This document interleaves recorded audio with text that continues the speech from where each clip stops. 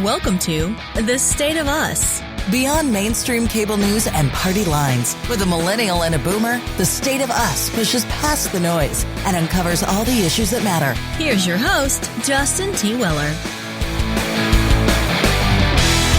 John and Abigail Adams founded America's first political dynasty. As a founding father, John Adams played a crucial role in the fight for independence. He served as the first minister to Great Britain and rose to become America's first vice president and second president. His son, John Quincy, served the government in numerous roles and was our fifth president. In Heirs of an Honored Name, The Decline of the Adams Family and the Rise of Modern America, Douglas Egerton presents an enthralling chronicle of the 19th century in America told through the unraveling of the Adamses. This is more than a history book. It's a guide to understanding how modern America came to be. Today, we're fortunate to get to speak to the author of this great work, who is a renowned historian. Doug, thank you so much for joining us today. Well, good to be here. Thanks for having me. And of course, before we dive into things, we can't begin this critical conversation without TrueChat senior historian and an educator of more than 30 years. Here is your friendly redneck liberal, Lance Jackson. Good afternoon, Doug. I thoroughly enjoyed your book and can't wait for you to share some insight, not only with me and with our audience. So without further ado, let's go ahead and get started. So most people probably only have a cursory understanding of the Adamses. What, Doug, in your estimation, is the reason for that? And why should anyone, I'm thinking about our producer here, Bradley is a Gen Zer. Why should anyone, Gen Zers in particular, why should they care about what the Adams family did for America? Well, for kind of two basic reasons come to mind. I mean, one, going back to John and Abigail. John is one of the 3 or 4 most important founders, up there with Franklin and Jefferson in Washington. Might a co-author of the Declaration. That was mostly Jefferson, but Adams and Franklin had a hand in that. Wrote the Massachusetts state constitution, was, as you mentioned, the first U.S. minister. We now call them ambassador, but until the 1890s, we called them ministers to Great Britain. Helped to obtain loans for a bankrupt United States after the American Revolution, and then most of all began what was America's first political dynasty, which in many ways just kind of ran America throughout the 19th century. They of course still exist today, but not famous or important as they were in the 19th century. And so, in the revolutionary generation, John is one of the key players, and then his family goes on to do so many important jobs for the country. And of course, the core person in my book is Charles Francis Adams Sr., the grandson of John Adams, who was Lincoln's ambassador to England during the Civil War, and almost single-handedly keeps Britain from aiding, recognizing the Confederacy. It helps to keep the country together at its most desperate moment. Do you think, because this is something that was coming to mind for me, John Adams is, as you mentioned, one of the 3 or 4 most significant founding fathers, but a lot of people don't know that. For example, there's a Jefferson Memorial and a Washington Monument, but there's nothing like that for John Adams. So some people might wonder, if he was really that important, why don't more people know about his importance? The Adamses collectively were dislikable, disagreeable. They didn't get along with each other. They were kind of petty. They fought all the time. There's one really hilarious line that I have early on in the book where Abigail, John's wife, says, people simply can't be in your presence. You simply stare at them. You don't say anything. You're not polite. And Adam says, well, that's kind of a New England trait. And to a certain extent, it was, but it was also an Adams trait. And he finally said in response, I am never happy in the company of others, and I'm a recluse. And so, every successful politician to a certain extent is a salesperson, and not just getting their message out, but convincing people I'm the person you want to follow, the person you want to vote for. And the Adamses really lacked that gene. And so to a certain extent, I think that's part of why they're forgotten. Well, it's today. kind of interesting because most people think of the presidency as the pinnacle in terms of a political career. But on the other hand, when you look at even really at John Adams and his son, John Quincy Adams, and talk about John Quincy here for just a second. Both of them really arguably did more either before they were president or in John Quincy's case. I mean, I think, correct me to historians here if I'm wrong, but he is the only president that went and served in Congress after having been president. Of all the early American presidents, almost all of whom have 2 terms, only John and John Quincy have a single term and then are kind of thrust out of office because that turns out to be sort of the one job they're not very good at. And if you think about John Quincy, every job he ever had before being president was appointed. So the kind of classic schmoozing voters, kissing babies, which even in those days, was done to a certain degree, was not something the Adamses could do. So they're both relegated to 1 terms in office. And then 2 years later, Adams did seek re-election to Congress. And served until his death. He's the first person actually to die in Capitol Building, 1848. And I think in many ways that was actually the pinnacle of his career. He was unchained from having to be the president of all the people. And Frederick Douglass, in the eulogy in 48, said it was his years in Congress that made him the great American. Right. Well, and that's kind of interesting. I think it speaks to the larger point of maybe part of the reason they're forgotten is simply because of their fierce independence, which is ironic for a country that's supposedly built on that concept. But it seems that in many ways, the parties, neither Democrats or Republicans, really want to claim the Adamses. And it's almost because of that, I wonder, is that part of it? The Republicans can point to Jefferson and be like, we got to have a memorial to this guy because he was great. But then you look at John Adams and everybody's kind of like, well, I don't really know if either party wants him, as if we want to be the champion for him. So I think that answers it pretty well, that outline there. None of the Adamses were ever kind of good party men. And there's a tension, in American politics between being independent and knowing what you want. But ultimately, politics is the art of compromise. And every strong president, Franklin Roosevelt, Ronald Reagan, they know what they want, but they also know when the time has come to sit down with Tip O'Neill, for Reagan and cut a deal. And compromise was not a word that the Adamses were much familiar with. I know you can't see me, but I'm just shaking my head as you're talking.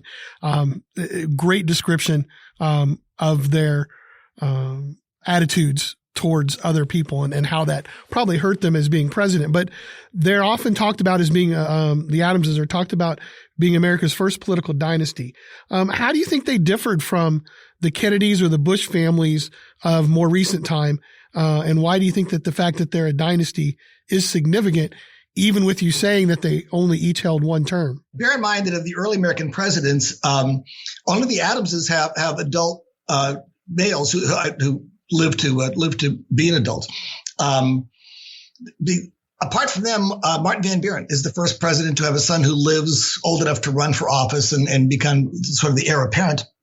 Washington, Jefferson, Madison, Monroe either don't have sons or have sons who die as children. And so to a certain extent, the Adamses kind of by default become the first dynasty. And because John Quincy gets a job under the Washington administration in the diplomatic corps, by the time his father is president, John Quincy is already a fairly famous guy in the foreign service. Right. And of course, serving the country is such an important ideal, just kind of drilled into all the Adamses men. And so they become, of course, so prevalent generation after generation. What I found in the book is, there's an opening for dog catcher in Massachusetts. And some editor says, it's got to be an Adams just because it's got to be an Adams. And when Charles Francis Adams Sr. is first elected to the state assembly, as just kind of a local assemblyman, it makes the papers all across the country because here comes another Adams. And who else gets elected to the state assembly who makes the papers outside of their district? So, the focus, for better or worse, really is on the Adamses, and the pressure is really on to be the next Secretary of State, the next President Adams. I mean, imagine the pressure to be The son of a president, or today the daughter of a president. Well, let me ask Doug, because that actually kind of leads into the next thing. One of the big points that you make in your recent book, Heirs of an Honored Name, is that the Adamses that followed John and John Quincy never ascended to that same status. So how much of that do you attribute to? Because you're talking about the pressure, and what comes to mind for me is the parenting style. Sure. This very specific idea that John Adams had of what John Quincy would do, despite the fact that John Quincy maybe didn't have the same desire. Now, ultimately, obviously, he went into it and, kind of embraced it. But I wonder, is that a generational thing that got passed down and then ultimately led to this heirs that are going to be forgotten? Yeah, I think so. I mean, it's almost like there's kind of a family checklist that you have to complete. You have to go to Harvard. At one point, Charles Francis Sr., who's been a boy in Europe, he's been in Russia, he's been in France, he's been in England, and starts Harvard. He's like 12 years old, and he's not doing well. He has no friends, and he tells John Quincy he's going to drop out. And then he says, well, okay, the backup plan is I'll settle for Yale. And John Quincy writes in and says, Adamses don't go to Yale. They go to Harvard. So there's kind of this sort of checklist. Here's all the things you'll do. Then you run for the state assembly. And then you'll run for Congress, or you will serve in the foreign service. And so there's a real, if you simply say, and one of them does, John Quincy Adams II, who is the oldest son of Charles Francis Sr. And by the way, I do have a family chart in the book because it's very confusing. He just wants to stay in Quincy and live in the big house and plant trees. And the pressure is on. And basically at one point, Dad, Charles Francis Sr., writes and says, that's not an option. You're an Adams. You have to run for something. So he finally does, although was a Democrat after the Civil War and keeps losing. But simply doing what any of us would regard as an honorable life, in my case, teaching college, that would not be an option. And the pressure is such that for those who don't rise to the top and become the third President Adams, they regard themselves as failures. No matter what else they've done, they're a failure in the eyes of themselves and their family. And that's got to be just awful. Yeah. Well, I think it was just interesting, especially reading that early on to see that the pressure points of this family and the expectations and ultimately the irony that very same pressure and this, you have to follow this course, may have actually led to some of their demise. So we've been talking with Doug Egerton, author of Heirs of an Honored Name, about the important role John Adams and John Quincy Adams played in shaping our nation. I think it's fair to say that without them, we may not even be having this conversation today. But the question still remains, what happened to the rest of the Adams family? Where did they go? And why have we forgotten them? To find out, keep it here on The State of Us, and we'll be right back.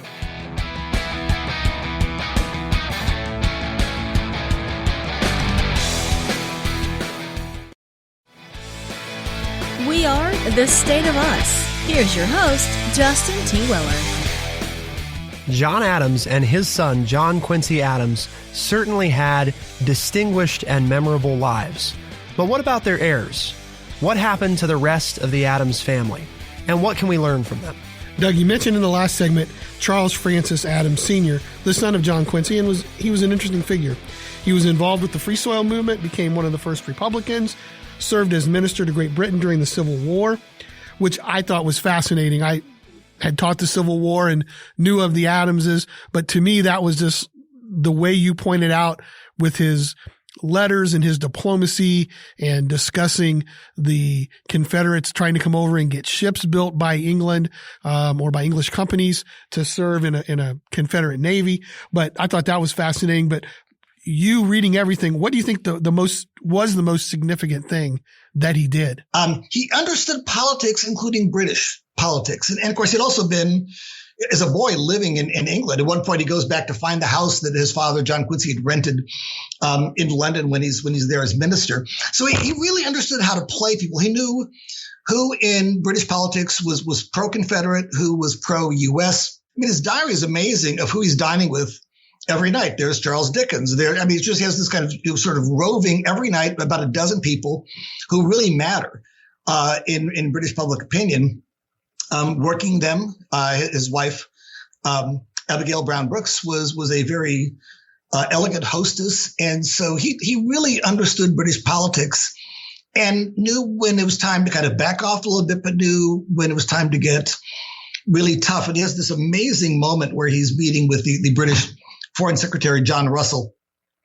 And it looks like one of these Confederate ships that's being built in British harbors is going to float out to sea. And in just a handful of words, Adams writes, "You realize, your lordship, this means war." And Britain immediately backs down, gets the ship, seizes it. So he does just amazing work.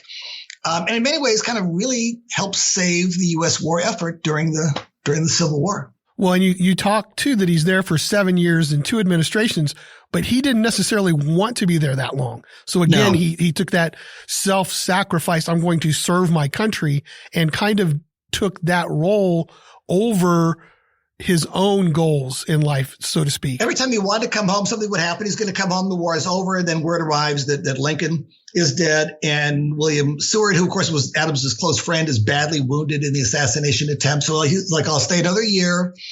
Then the impeachment battle breaks out. So he's like, well, I'll stay another year. Stays far longer than he ever wanted to stay. Well, I think it's that sense of duty and service too that we talked about in the first segment, this idea of what an Adams is supposed to be. And it's you do what you have to do to serve your country. It's not about what you want. And as you're talking there, I think it's so clear that Charles Francis had such a diverse range of political experience. Charles Francis was arguably more qualified than his father, the 5th president, and his grandfather, the 2nd president. So why didn't he end up seeking the presidency? Why didn't he make that leap? That's part of my approach in the book when I talk about the rise of modern America. And by the time that Charles Francis gets back, after all these years in England, political culture has changed. And that sort of Hamlet attitude where I'm not going to seek out the office, I'm not going to raise a finger to get the office, has become tiresome. And so what Adams still expects that people will come to his door and say, we want you, and not Ulysses Grant. But they want him to say, yes, I'm in. I want to be president. And he just won't do that. And by the 1870s, 1880s, Americans find that to be tiresome. So as you keep going through this, I keep thinking Charles Francis, right, is here. He's one of the few Lincoln Republicans that survives Lincoln's assassination and then the, following impeachment. And I mean, there's all this stuff going on. And he's, he might arguably be the last best qualified Lincoln Republican. And then you get past Grant and, I'm sure there's a lot of people, I'm one of them, that thinks all the time about until I read this book, what happened to the Republican Party? Because obviously the Republican Party today and Lincoln Republicans are not fully one and the same anymore. So how do you think things would have been different if Charles Francis had at some point sought and won the presidency? What would that have done to change where the Republican Party's at today, and how would modern America be different? The Adamses turn against Reconstruction pretty quickly. And part of that is kind of class snobbery. Charles Francis Sr., despite this rising tide of white violence in the South and white vigilantism and the Klan, never mentions that in his correspondence or in his diary. And he's opposed to the impeachment of Andrew Johnson.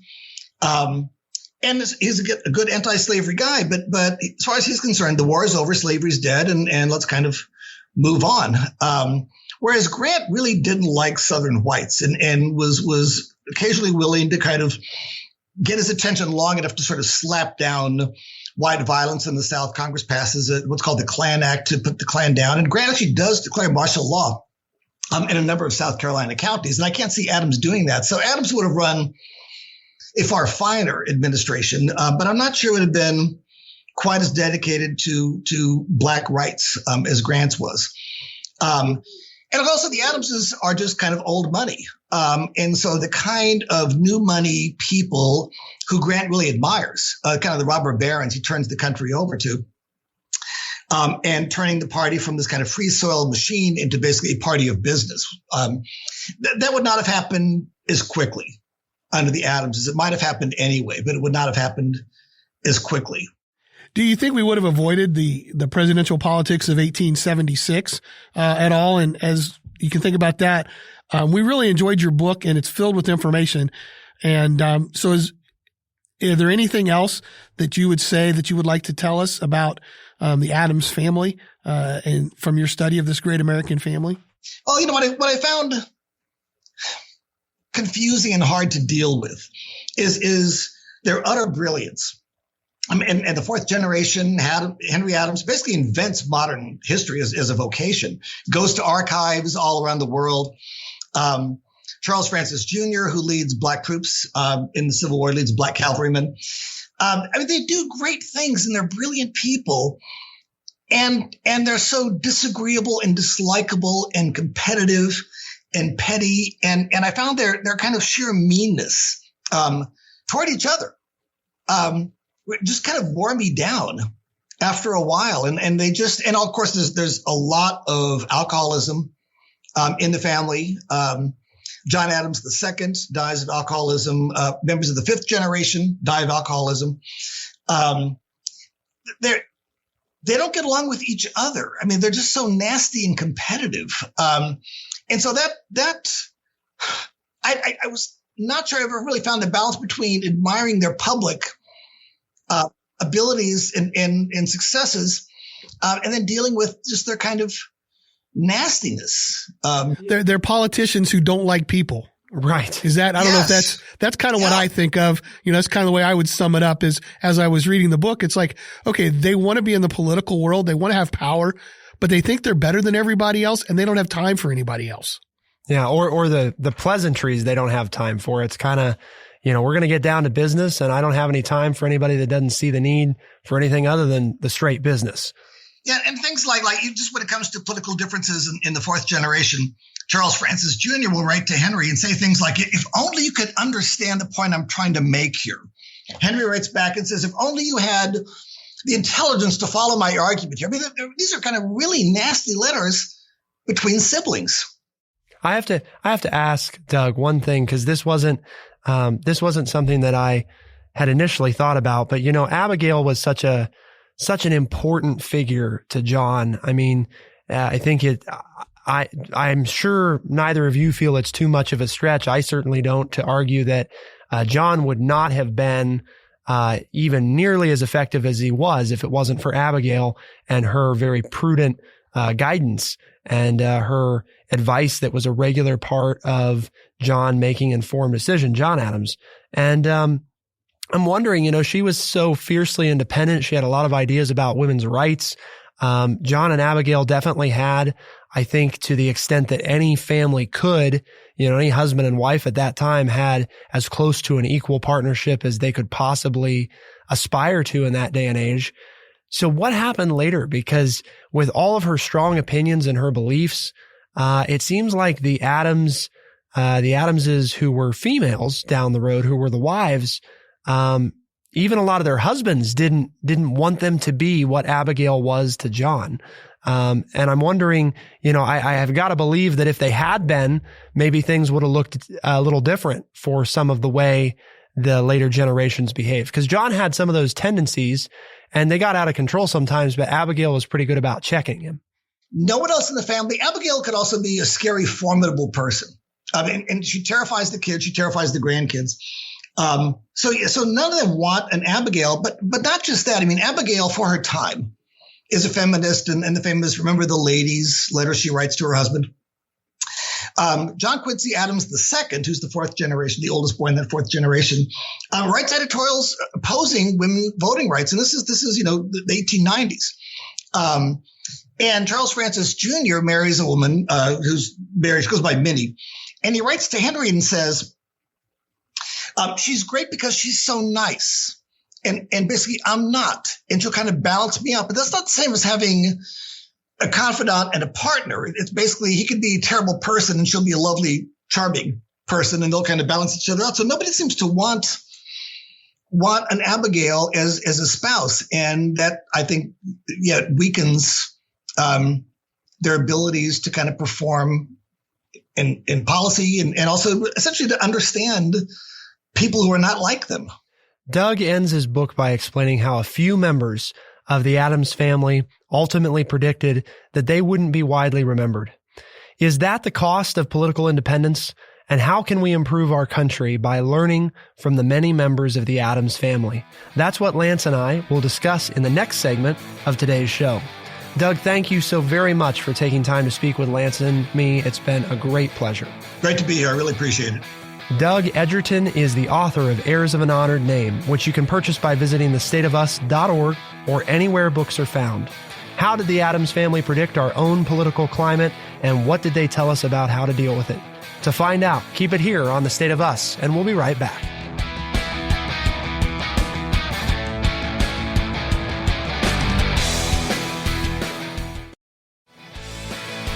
We are The State of Us. Here's your host, Justin T. Weller.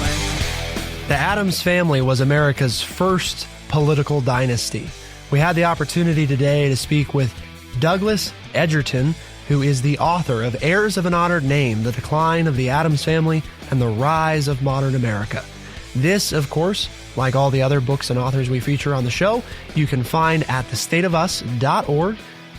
You're welcome to pick up a copy, digest this thing, see if you come away with some of the things that we did, or if your thoughts are different. But what we're looking at now, Lance, you and I have this opportunity to talk with our listeners and share a little bit about all this history stuff's great. And I was talking to Bradley about this the other day, but it's only great if we can put it in a context. What can we learn from this? What does it tell us about where we are today? And before we do that, Lance, real quickly, because I think the Adamses would appreciate this. What are we trying to accomplish here on today's show? What's our goal for our listeners? Well, our mission here at True Chat is to educate people by providing honest, open, and respectful conversations. They may not agree with the respectful part so much, but probably maybe the rest of it. Well, they were being respectful because they were talking down to people and they were being respectful enough to talk to them. Which for that day and age, I mean, in fairness, because that I think is one of the things we talked a little bit about in the first two segments with Doug, is a lot of people look back at the Adamses and think they were kind of rude, kind of harsh, but there were those societal differences and norms exactly that were accepted during the time period of which they lived. And the whole fact that there was a hierarchy, kind of. The social statuses were very apparent. Yes, we have it now, but it's blurred much more so than it was very, very 200 definitive. Years ago. Right. And everybody knew. I mean, I think that's the other thing is today it's a little. And there wasn't the movement right from one class to another. You were within a generation. Right. And maybe that's part of the, the consternation that the Adamses struggled with is, and I talked to you about this off the air the other day, John Adams mixed manure with his hands, Right. And then I'm going to be the second president of the United States. And people didn't do that. I mean, they still almost never do that today, let alone back then. You didn't take a farmer who farmed his own land, which is what John Adams did, right, and make him an important part of American politics. And as it's pointed out in the book, the Adamses became a respected family because they had the idea of buying land. And even every time a piece of land became available, you bought up that land. And because land then became a premium, they owned such a large amount of it, then that made them, they considered them a wealthy family. And then all of a sudden they became leaders of the community because they owned so much land. Not unlike we would say today, people who own stocks, who create this wealth owning things. They don't really produce anything. They own something. Now, you did mention that John was a hands-on farmer, but then we got into how they thought that there was a hierarchy within society. And then the third and fourth generation had to live through the Civil War, where you take a whole group of people who they had been taught that they were less than, you would almost have to say less than human, the slaves, and then give them their freedom and say, well, they need to be treated as equals to a group of people who believed in a societal hierarchy that had to be very hard to take. And then at the same time, towards the end, you also have in the 1840s and 50s, but more in the 70s and 80s, how women had tied themselves to the slavery issue so that they too could then be seen as equals within society. So you have a group of people that have been raised under one social status, one social sphere, and then it changes during their lifetime.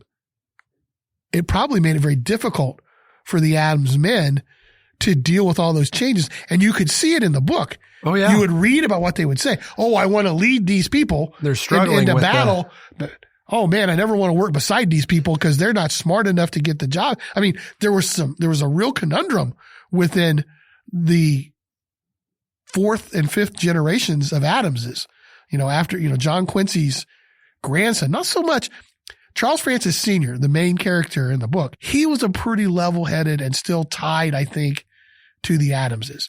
The point you made about being removed, it was John Quincy Adams' grandchildren that had this air of, I'm better than everybody else. I don't get down in the dirt and dig because they didn't have to, like my grandfather and great grandfather did. Right. They didn't have to, but then it also then permeated their views on society, which made them outcast, which is the point of the book, is how the dynasty falls apart. It fell apart because they were seen as outcasts because they couldn't come into the modern world because they were brought up in this world where they were somebody just because they had that last name. And society began to change and said, no, you're somebody because of what you achieve. Let me tell you the two big lessons that I take away from reading, from knowing, I think definitely more than your typical layperson about about John Adams and John Quincy Adams. And certainly after reading this book, know a lot more now about their heirs. The big things I take away, the two lessons, Lance, that I think more than anything else are practical today. First, the cost of independence. And what I mean by that is we talked with Doug about that part of the reason that there's no John Adams Memorial, despite definitely, I think objectively being one of the four most important founding fathers. Sure. One of the five writers of the Declaration of Independence. He was there from beginning to end. We're reading another book on the Boston Tea Party, in the year 1774, and his name is prominently mentioned throughout that part of history all the way through, so not to interrupt. Go ahead. But, very prominent. Right. In any respect. Well, and part of the reason is because no party feels like they can claim him. And I think the reason they feel that way is because, he threw off his own party who was telling him, if you just will side with somebody in this war between Great Britain and France, the people will love you, And he said, but that's not what's the right thing to do, I don't care if the people will love me. I don't care if that's what you want me to do. I don't give a damn, I know what's the right thing to do, and that's not it. But see, that's where I make the connection to George Bush Sr., who said, read my lips, no new taxes. Then the economy went in such a state that he had to raise taxes to do what was best for the country, which was the best thing to do at the time. Right. But it cost him the election. Yeah. The same thing happened to John Adams. That. It's like, that's what I meant. Things changed. I'm going to do what's right. I'm not just going to hold on to this stupid promise that I made. And the same thing happened to Adams. He wouldn't choose between England and France. He didn't make the decision that people wanted. All he had to do was do that, and he would have been a 2-term presidency.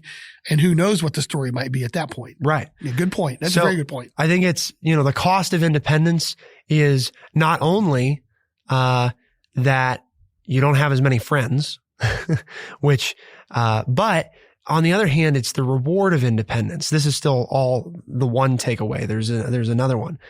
Because you look at how long all these newspapers and all these people, despite not liking the Adams, wanting them to run for something, wanting them to do something. Cause it's like, I don't know if I like him, but boy, we sure need him. And it's that disconnect between being able to figure out, I don't like him, but they're really smart, and they really, we have faith that they're going to do what's right, that they're going to do what they think is the right thing. So and there's also a connection to the past, right? Our glory days, to borrow from Bruce Springsteen, that was a time when the Adams name meant something and the country was coming to fruition and coming into balance and place, and they served us well. Well, things are tough right now. Maybe if we get somebody like that in there again, things will be better. And I think the Adams family, part of the reason that we don't have somebody like John Adams around in the main political sphere today is probably because lots of modern politicians, and the parties after the Adamses learned that, that's a lot of work, and it's a lot harder to build a party around that. Because what are our ideals? Well, it's what I think's right. Well, that's very subjective, and that changes all the time. So the need for independence. The second thing, and I think this is a lesson from John Adams, and I think it's what you learn from this book, because I wouldn't have known this if I hadn't read this book, Heirs of an Honored Name, is the need to be grounded. And I think this is so important because you think about this image of a president of the United States digging his hands into manure, and farming. And I'm not saying that it has to be farming. I'm saying it's that type of thing, not getting so removed from society that you forget how much it costs to get a gallon of milk, to forget what it's like to fill up a tank of gas, to forget what it's like to mix manure with your hands. Those things are what made a lot of John Adams great. And the reason his son was that way is he grew up with a lot of that, but then as the generations progressed and they didn't really have to do that type of stuff anymore, they elevated themselves into the social elite and became kind of detached from the everyman. And I think that's what led them to that air of superiority. And I think that's a lot of what we see in modern politics today is these people that really don't know what most Americans go through on a day-to-day basis. They're trying, they're trying to think about it. They think they know, but they don't really. And so I guess that's the other thing is I think we'd be much better off if we had more independent politicians today and more grounded politicians today. And those were the big things that came out of this. I think those are both good points. Very good points. So Lance, if people want to read this for themselves, thestateofus.org, we've got a link. They can buy it there. If you buy it there, we get a little kickback from it. Doesn't change the price for you at all, but it helps us out a little bit. So if you plan to buy it, it'd be great if you do so there at thestateofus.org. You can also, of course, find all the different ways to tune in because this is a syndicated radio program and it's a podcast. But Lance, a big part of making this work is bringing others into the conversation. You and I talk about that off air all the time. Yep, it is. And we the more people that listen, the more the ideas spread and the more people get educated by all of this wonderful conversation that we have. But in order to find us, you can find us on Spotify, Stitcher, Apple Podcasts, and anywhere else fine podcasts are found. Released on Tuesdays and Thursdays as a podcast and the weekends as a syndicated radio program. For the State of Us in Urbana, Ohio, I'm Justin T. Weller. And I'm Lance Jackson.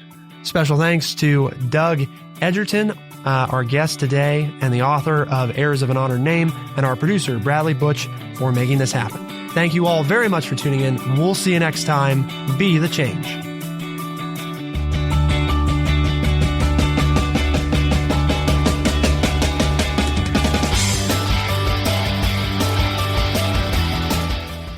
Be sure to check out our website, thestateofus.org, for books, articles, and all the ways to tune in.